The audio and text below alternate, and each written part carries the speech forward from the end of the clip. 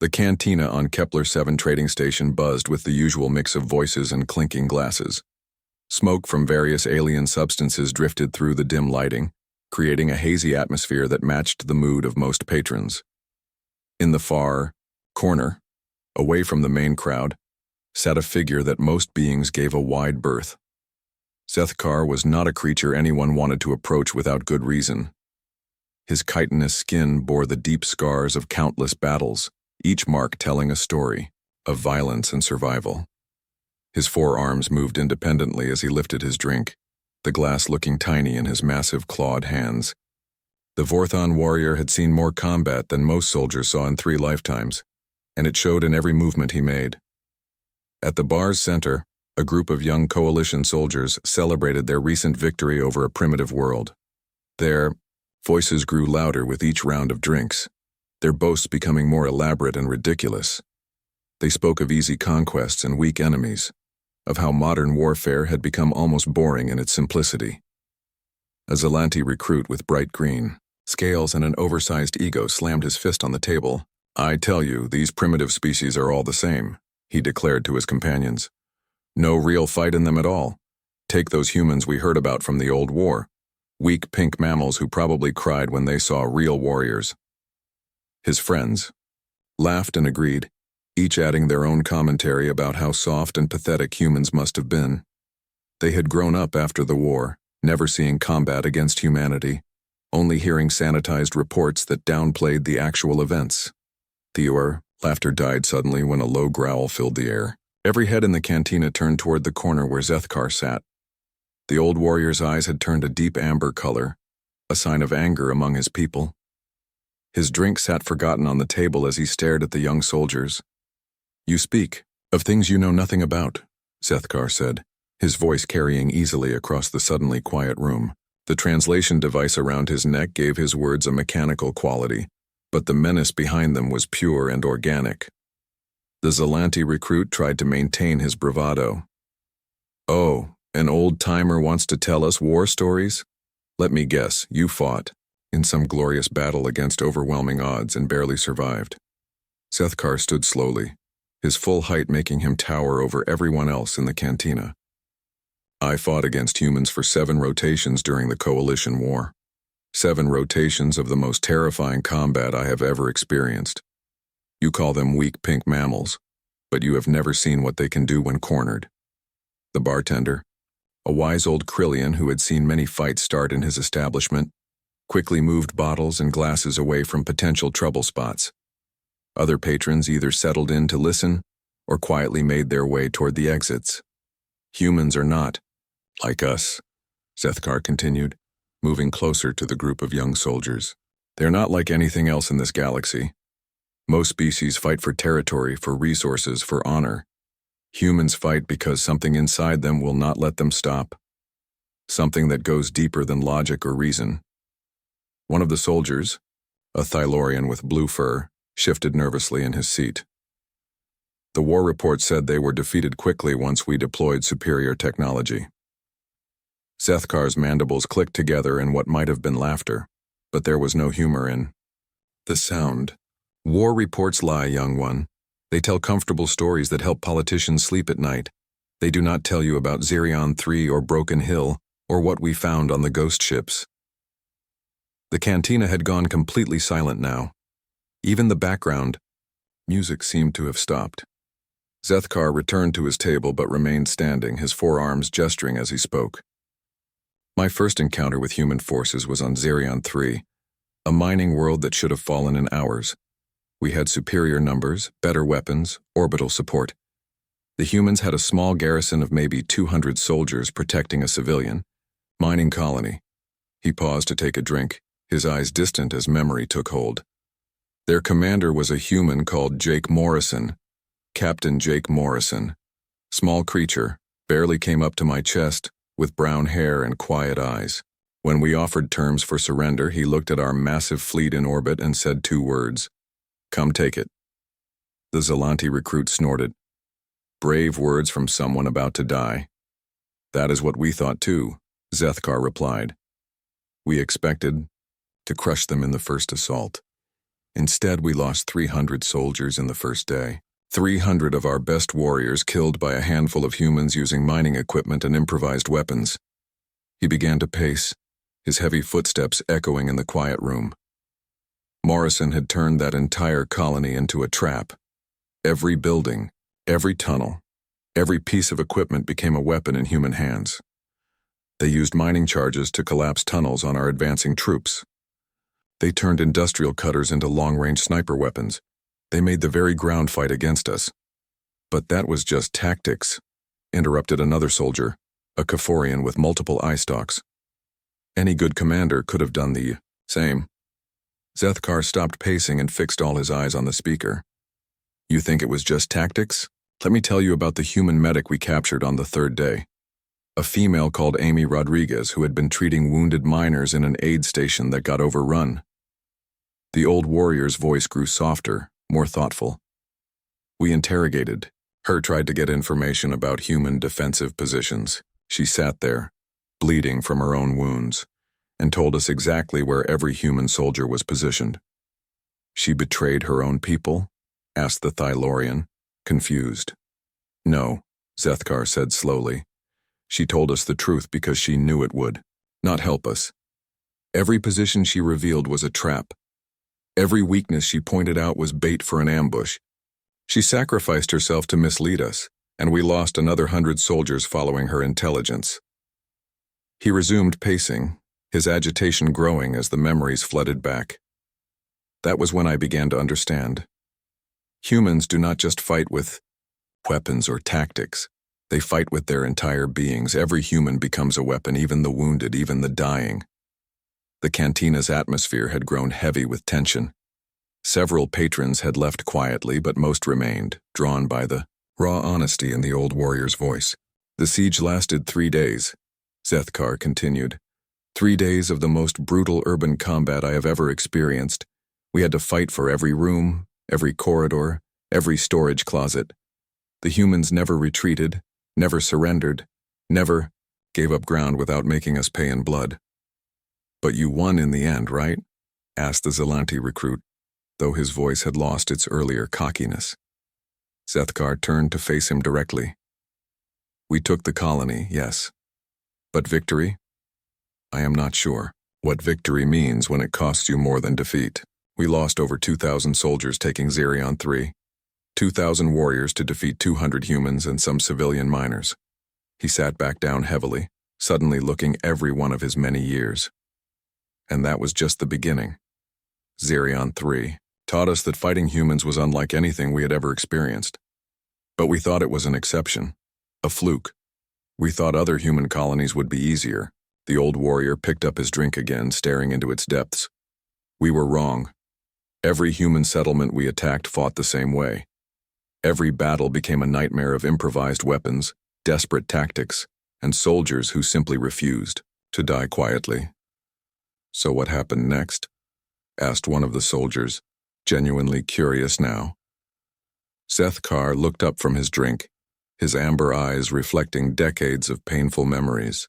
Next came Broken Hill, where I learned that human determination goes far beyond anything rational. But that is a story for another moment. The cantina remained silent, waiting to see if the old warrior would continue. But Zethkar had fallen, quiet, lost in remembrances of a war that had ended years ago but still haunted his dreams every night. The silence in the cantina stretched on for several minutes. Zethkar sat staring into his drink, lost in memories that clearly brought him no peace. The young coalition soldiers waited, their earlier bravado completely gone. Even the bartender had stopped his usual cleaning, sensing that something important was happening in his establishment. Finally, the Zelanti recruit cleared his throat softly. You mentioned Broken Hill. What happened there? Zethkar's mandibles clicked slowly, a sign of deep thought among his people. When he spoke again, his voice carried the weight of old pain and newer understanding. Broken Hill was supposed to be different. After Zerion 3, the Coalition Command decided we had been too gentle with the humans. They sent a full war fleet to crush a mining colony that had refused to surrender. We had orbital bombardment ships, assault carriers, and 20,000 elite troops. He lifted his drink, but did not take a sip, just held it while he gathered his thoughts. The human colony on Broken Hill had maybe 800 people total. Most were civilians, miners, engineers, families. The military garrison was tiny, perhaps 50 soldiers led by a lieutenant called Amy Rodriguez. One of the soldiers leaned forward. Rodriguez? Wasn't that the medic you mentioned before? Different human, same name. Humans often share names, which confused our intelligence reports. Zethkar's eyes grew distant as the memory took hold. This Amy Rodriguez was an engineer, not a medic, but she would prove just as dangerous in her own way. The old warrior stood again and began his slow circuit of the table. We began with orbital bombardment, standard procedure for dealing with stubborn colonies. We pounded their surface installations for 6 hours straight. When the smoke cleared, we expected to find ruins and survivors ready to surrender. But you didn't, said the Thylorian soldier, beginning to understand the pattern. The colony looked destroyed from orbit. Our sensors detected no major structures remaining intact, so we sent down the first wave of troops to secure the area and process prisoners. Zethkar paused at the cantina window, looking out at the stars. We lost 300 soldiers in the first 10 minutes.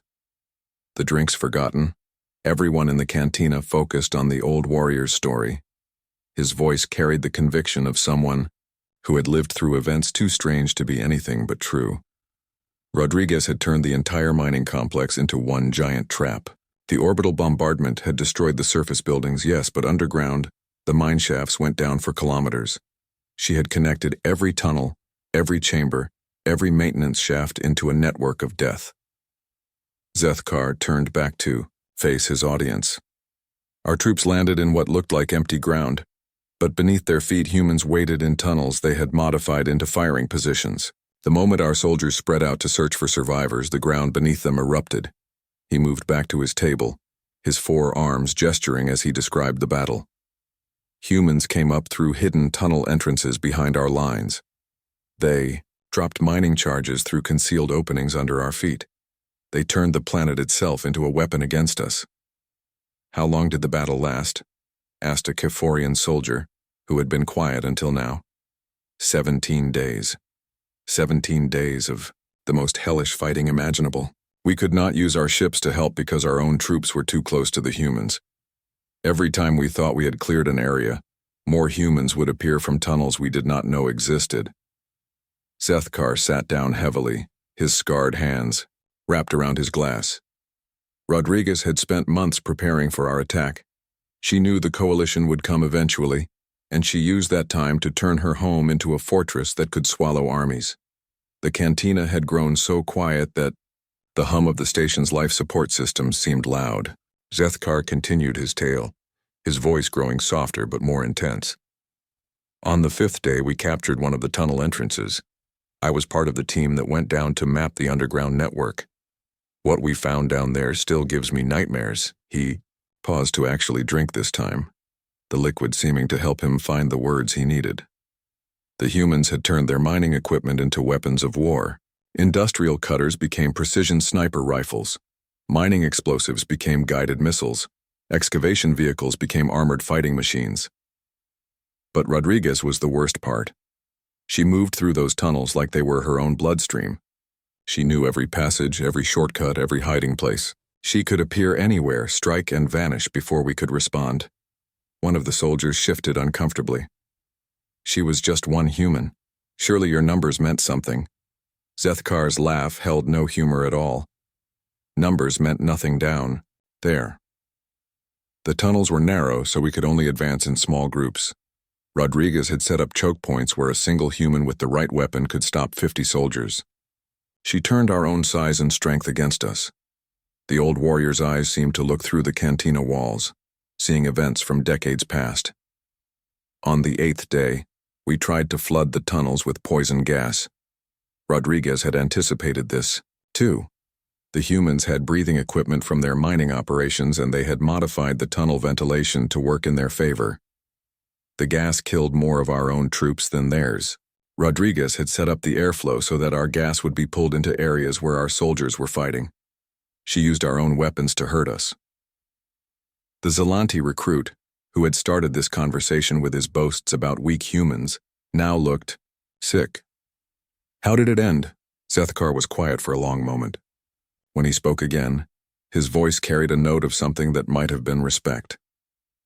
On the 15th day, I encountered Rodriguez directly. I was leading a squad through what we thought was a cleared tunnel when she appeared from a hidden panel in the wall. She was small, even for a human. Brown hair, green eyes, wearing a mining suit covered in rock dust and our soldiers' blood. She had an industrial cutter in her hands, modified into something that could punch through our armor. The old warrior's mandibles clicked rapidly, a sign of agitation. She looked at me, this tiny human female, and I saw something in her eyes that I had never seen before. Not fear, not hatred, not even anger. She looked at me like I was already dead. We fought in that tunnel for what felt like hours but was probably only minutes. She was faster than any human should be, moving like she knew every inch of space around her. Which, of course, she did. It was her home. Zethkar held up, one of his forearms showing a deep scar that ran from his wrist to his elbow. She gave me this before I finally managed to wound her badly enough to stop the fight. But even bleeding and obviously dying, she kept trying to reach a device on her belt. What was the device?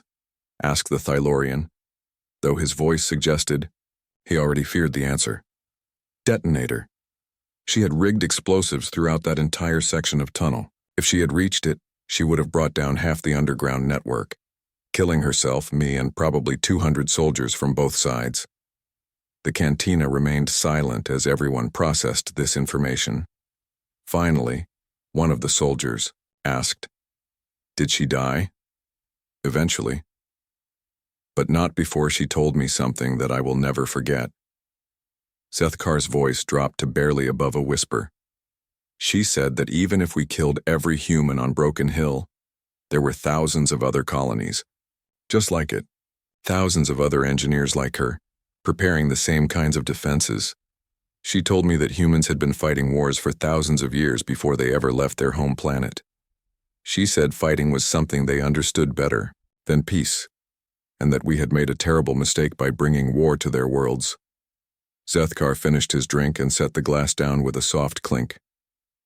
The siege ended 2 days later, when the remaining humans finally ran out of ammunition and explosives. We had taken Broken Hill, but it cost us over 4,000 casualties to defeat 800 humans, and Rodriguez was right about the other colonies. Every human world we attacked after that fought the same way. Every battle became a nightmare that lasted weeks and cost us thousands of soldiers.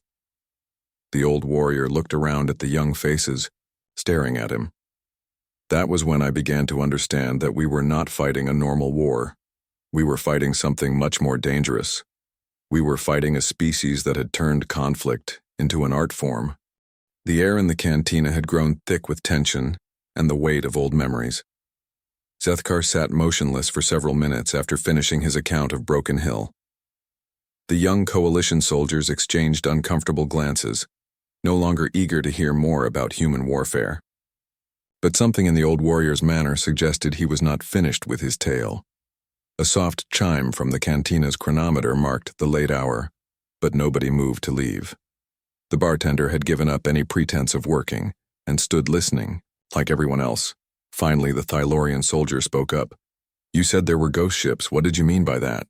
Zethakar's 4 eyes focused on the speaker, and for a moment something like fear flickered across his scarred features. The ghost ships were the worst part of the entire war. Worse than the ground battles, worse than the sieges, worse than anything else we encountered. He stood slowly and walked to the cantina's main viewport, staring out at the starfield beyond. It happened during the battle for the Helios system. We had cornered a small human fleet near the dead world of Helios Prime. 3 human ships, against 12 of ours. The outcome should have been certain. The humans fought hard, as they always did. But our numbers told in the end. We disabled 2 of their ships and forced the 3rd to retreat. Standard procedure called for boarding the disabled vessels to secure prisoners and intelligence. Zethkar turned back to face his audience, his expression grim. I was part of the boarding team assigned to the human vessel called New Hampshire. It was a destroyer-class ship with a crew of about 200. Our sensors showed minimal life signs, so we expected to find mostly dead humans and maybe a few survivors to interrogate. The old warrior returned to his table but remained standing, his hands gripping the back of his chair. The ship's hull was breached in several places. Emergency lighting flickered in the corridors.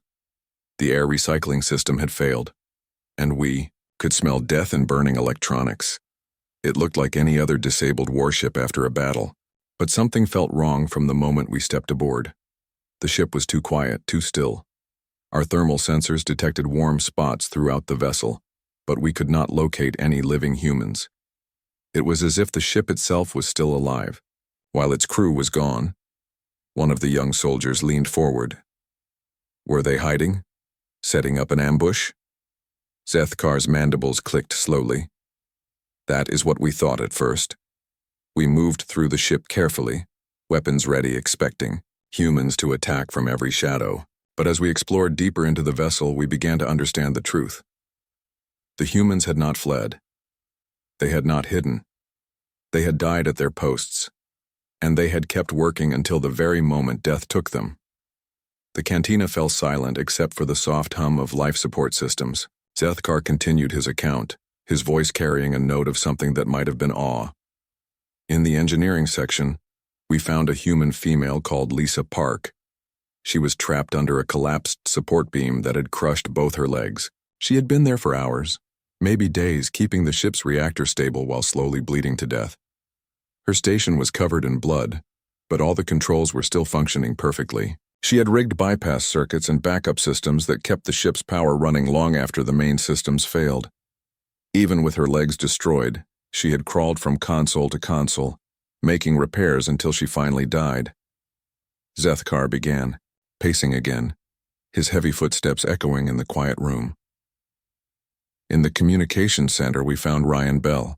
The human had stayed at his post even after the ship's hull was breached, and the atmosphere began leaking away. He kept sending warning signals to other human ships until the air grew too thin to breathe. We found him slumped over his console, his fingers still on the transmission keys. His last message was still broadcasting on repeat, warning other human vessels about our attack patterns and tactical weaknesses. The Zelanti recruit, who had been quiet since his earlier humiliation, finally spoke. They stayed at their posts while their ship was dying? That was just the beginning, Zethkar replied. As we moved through the ship, we found the same scene, repeated over and over. Humans who had died doing their jobs, maintaining their duties even as death surrounded them. The medical bay was the worst. Dr. Sarah Kim had continued treating wounded crew members even after the ship's life support failed. We found her body draped over a patient she had been trying to save. Both of them were dead, but her medical equipment was still running, still monitoring vital signs that no longer existed. Zethkar stopped pacing and gripped his chair so tightly that his claws left marks in the metal.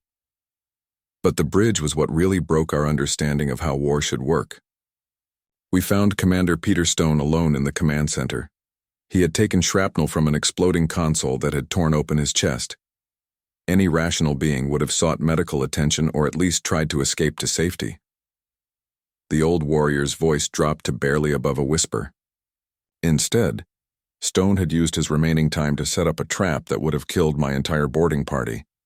He had rigged the ship's self-destruct system to activate if anyone tried to access the navigation computer or download the ship's tactical database. Only his death from blood loss had prevented the ship from taking us with it.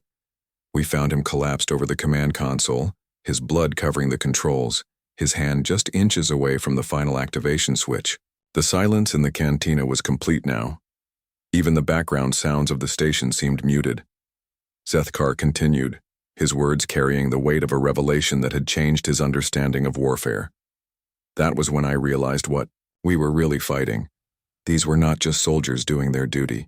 These were beings who had turned their own deaths into weapons against us. Every human on that ship had used their final moments to harm our war effort in some way. The engineer kept our prize vessel from falling into our hands intact. The communications officer warned other humans about our tactics. The doctor denied us potential intelligence from captured crew members. And their commander had nearly turned the entire ship into a bomb that would have taken out our boarding team and left us with nothing but debris. One of the soldiers asked quietly, "How many ships were like that?" Zethkar looked at the speaker with eyes that had seen too much. All of them. Every human vessel we boarded was the same. Crews who fought until their last breath, who turned their own deaths into attacks against us. Ships that became monuments to human determination. We began to dread boarding disabled human vessels. Not because we feared living enemies, but because we feared what we would find among the dead. Each ship was a lesson in how completely humans could commit to their cause.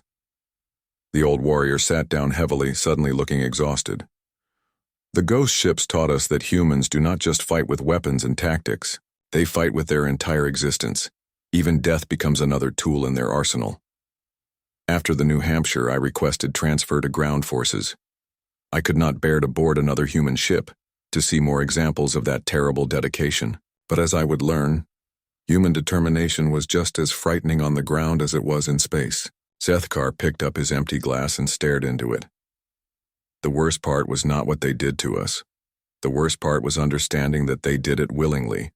No orders forced them to die at their posts.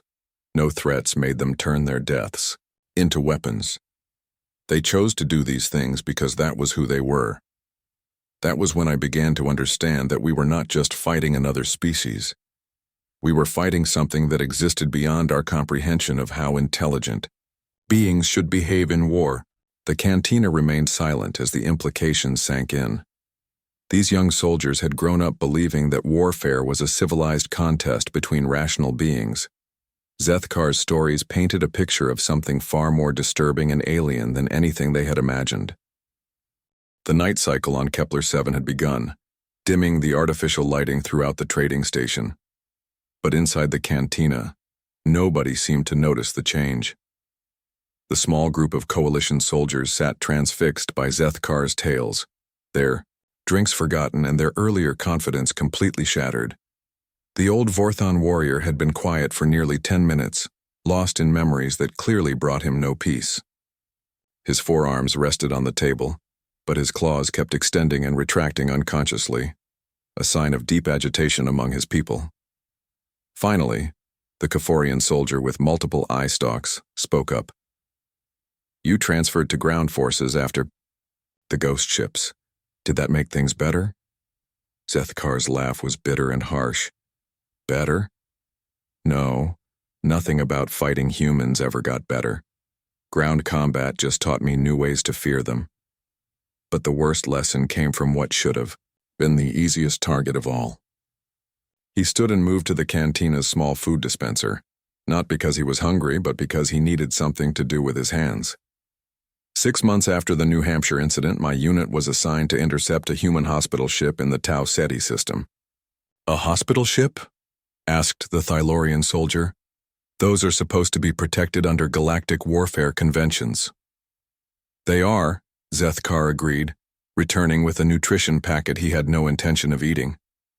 But this hospital ship was traveling through a war zone without proper escort, and our intelligence suggested it was carrying wounded human soldiers who might have valuable information about upcoming human operations.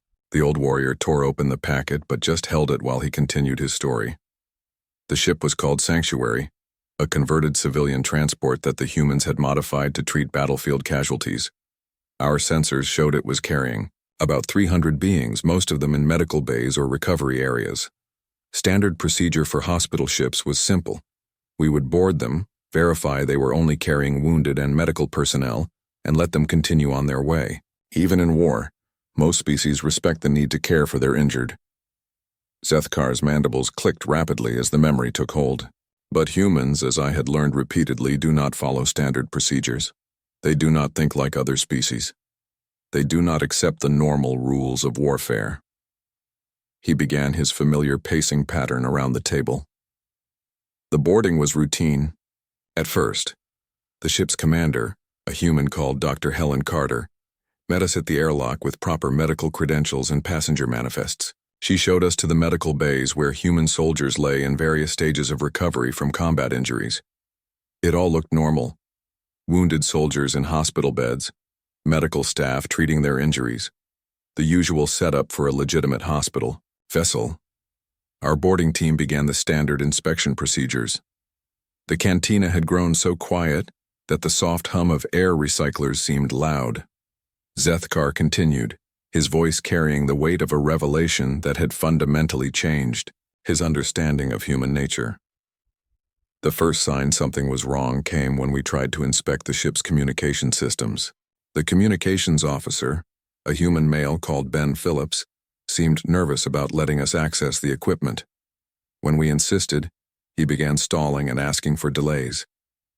While we were dealing with Phillips, other members of our boarding team reported strange behavior from the wounded soldiers. They were too alert, too focused on our movements. Wounded beings usually ignore their surroundings and focus on their own pain and recovery. Zethkar stopped pacing and gripped the back of a chair. That was when we realized the truth. The wounded human soldiers were not passive patients. They were active participants in the ship's defense. Soldiers with missing arms were operating computer systems. Beings with leg injuries were monitoring sensor displays. Even patients connected to life support equipment were providing tactical analysis and intelligence. The Zelanti recruit, who had started this entire conversation with his boasts about weak humans, now looked genuinely frightened. They had turned their hospital ship into a warship. Worse than that, Zethkar replied. They had turned their wounded into soldiers who fought from hospital beds. Every patient became a crew member. Every medical bay became a command center.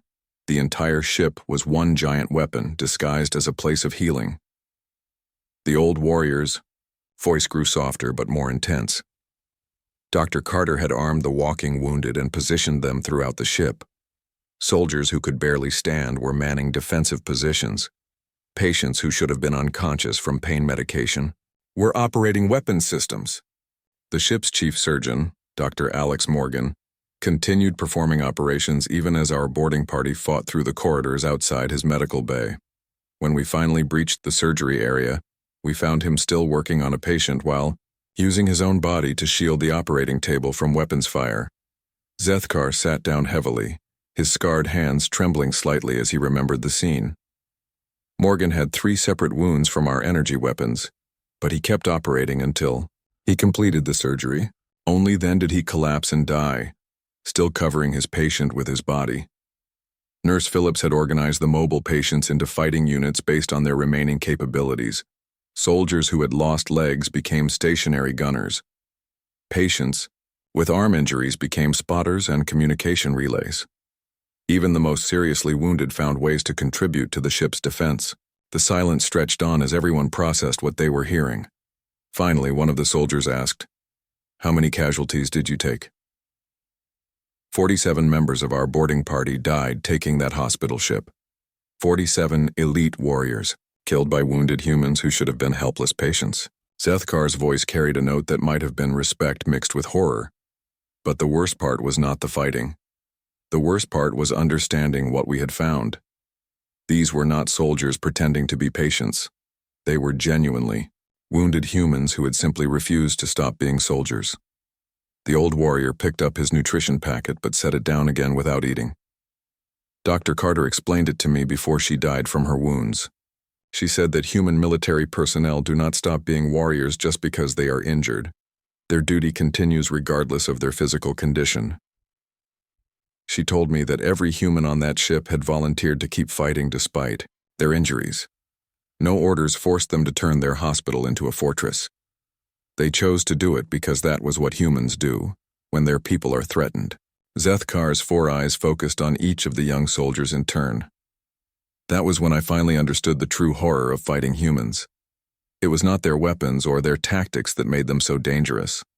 It was their absolute refusal to accept defeat under any circumstances.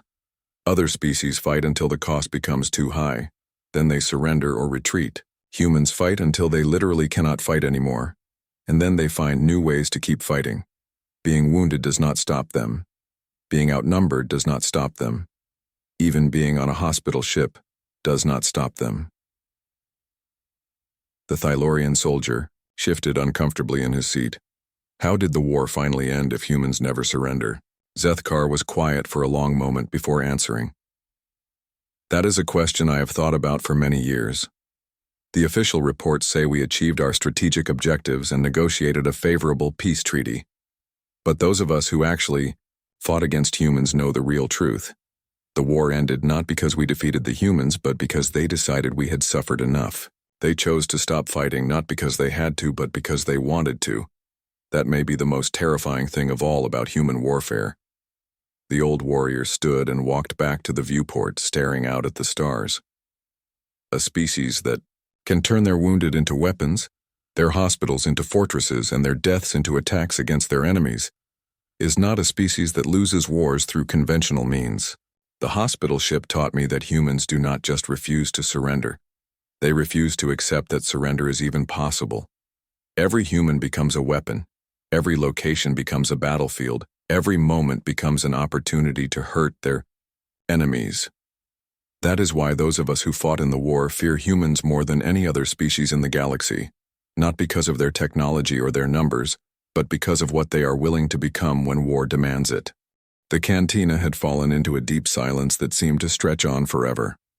Outside the viewport, ships moved through the darkness between stars, their lights blinking like distant memories. Inside, the small group of beings sat motionless, processing stories that had shaken their understanding of warfare and the galaxy itself. Zethkar remained standing at the viewport, his forearms hanging at his sides as he stared into space.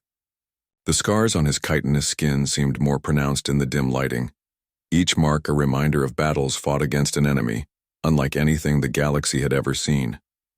The Zelanti recruit who had started this entire conversation with his boasts about weak humans now sat hunched over his untouched drink. When he finally spoke, his voice was barely above a whisper. "I do not understand. If humans fight like you describe, how did the war ever end? How does anyone defeat beings who refuse to stop fighting?" Zethkar turned away from the viewport and looked at the young soldier. For the first time since beginning his stories, something that might have been a smile crossed his alien features. But it was not a pleasant expression.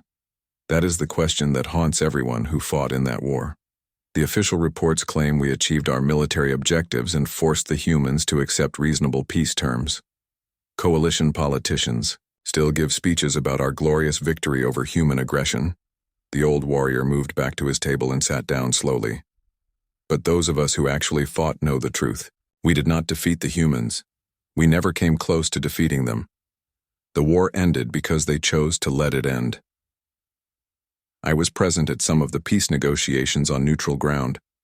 I saw human diplomat Grace Turner sit across from our highest military commanders and political leaders. She did not act like a representative of a defeated species. She acted like someone who was doing us a favor by talking instead of fighting. Zethkar picked up his empty glass and turned it slowly in his hands. Turner had the same calm intensity that human soldiers showed in battle. She negotiated with the same absolute determination they fought with. But instead of using that determination to destroy us, she used it to find a way to stop the killing. The Thylorian soldier leaned forward. What did she say during the negotiations?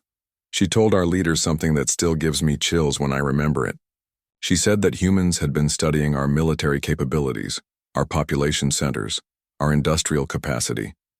They had been planning what they called total warfare if the conflict continued. The old warrior's mandibles clicked rapidly as he recalled the moment. Turner explained that humans had developed new weapons and tactics that they had not yet used. She said they had been holding back, trying to keep the war limited and civilized. But if we forced them to continue fighting, they would stop restraining themselves. She showed our negotiators some of the intelligence reports her people had gathered. Detailed plans for attacking our home worlds, our civilian populations, our entire way of life. They had been preparing to turn the war into something that would destroy both species completely. Zethkar set down his glass and looked around at the young faces watching him. That was when I understood the true horror of what we had been fighting. The battles I had survived, the terrible tactics I had witnessed, the determination that seemed beyond all reason. That had been the humans holding back. All those stories I have told you tonight, all those examples of human warfare that seemed so extreme and frightening, they were the humans trying to fight a civilized war according to galactic conventions. What they threatened to do if the war continued was something far worse. The silence that followed was different from the earlier quiet moments. This was the silence of beings trying to comprehend something that challenged their basic understanding of how intelligent species should behave. Finally, the Kaforian soldier asked, "So the war ended because they threatened total destruction?" "No," Zethkar replied firmly. "The war ended because they offered mercy. Turner could have demanded anything from us. Complete surrender, massive compensation, territorial concessions. Instead, she offered a simple peace agreement that allowed both species to return to their normal lives. She said that humans did not want to rule over other species or conquer the galaxy. They just wanted to be left alone to develop their colonies and live their lives. If we stopped attacking them, they would stop defending themselves." The old warrior stood and began his familiar pacing pattern. I learned later that this offer of mercy was typical of how humans think about conflict. They do not fight to dominate their enemies. They fight to make the fighting stop. Once they achieve that goal, they are willing to forgive and move forward.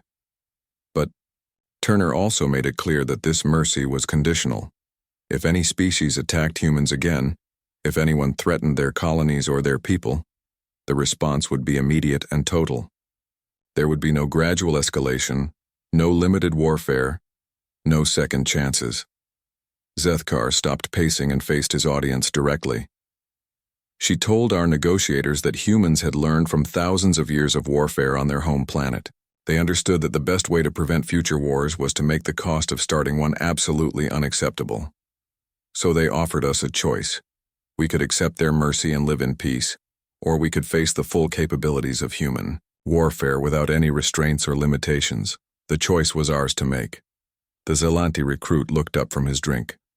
And the coalition chose peace. Every species in the coalition chose peace, Zethkar confirmed. Even the most aggressive military leaders understood that continuing the war would mean the destruction of everything we had built over thousands of years of galactic civilization. The old warrior returned to his seat and picked up his glass, again though it remained empty. That was 20 years ago. Since then, no species has been foolish enough to test human resolve. The galaxy has been more peaceful than it had been for centuries before the war. But those of us who fought know the real reason for this peace. It is not because humans are weak or because they can be defeated.